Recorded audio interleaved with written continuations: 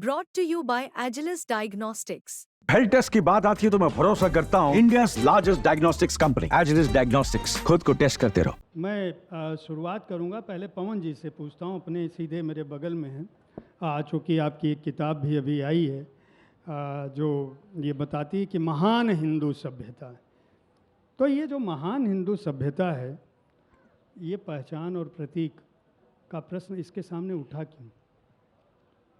मेरे समझ में वो इसलिए उठा क्योंकि ये जो हमारे इतिहास का दौर था, लगभग मैं समझता हूँ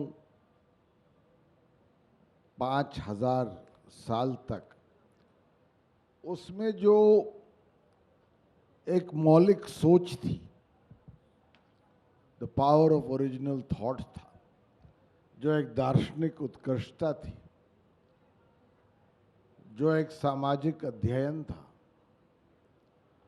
और जो कई क्षेत्रों में उपलब्धियां थी, खामियां भी थी, उस पर उचित तौर पर अध्ययन नहीं हुआ है। आज के संदर्भ में अगर कोशिश भी की जाए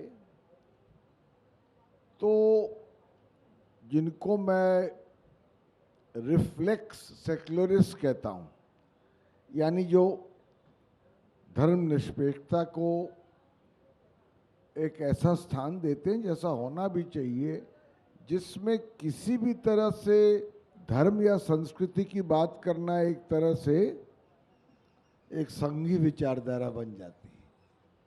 तो ऐसे संदर्भ में जब किसी बात पर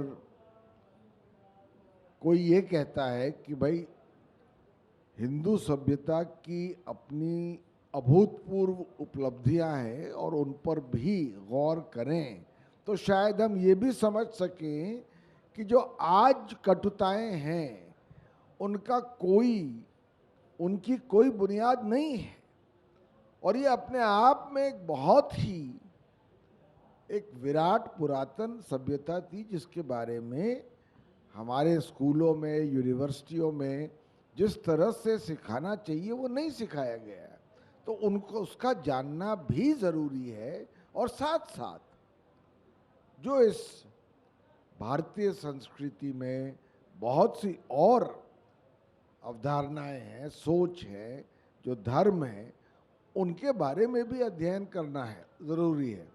तो इस बात को लेकर के मैंने महान हिंदू सभ्यता लिखी थी, ये सिद्ध करने के लिए नहीं कि इससे बड़ी कोई सभ्यता है ही नहीं या यही एक हमारी पहचान और प्रतीक है, पर इसलिए क्योंकि हम जो हिंदू हैं भी ये नहीं जानते हैं कि इस सभ्यता में असलियत क्या थी, उसकी गौरवान्वित करने वाली कौन सी बातें थी, जिनका समझना ज़रूरी है।